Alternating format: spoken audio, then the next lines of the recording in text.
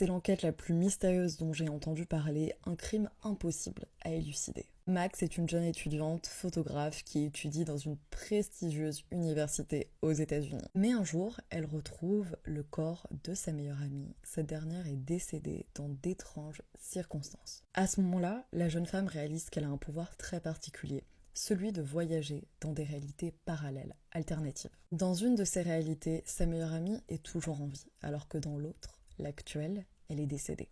Mais Max va rapidement comprendre que même dans la réalité où sa meilleure amie est encore en vie, cela ne veut pas dire qu'elle est protégée. En effet, le tueur rôde toujours et il va frapper à nouveau dans les deux versions de cette réalité.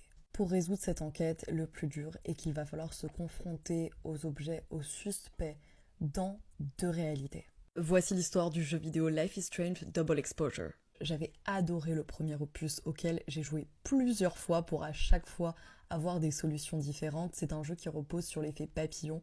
Donc à chaque fois que vous avez une question, à chaque fois que vous faites une action, ça va avoir un impact direct sur la suite du jeu. Life is Strange Double Exposure est disponible dès le 29 octobre en France et je vous conseille vraiment d'aller jouer à cette pépite.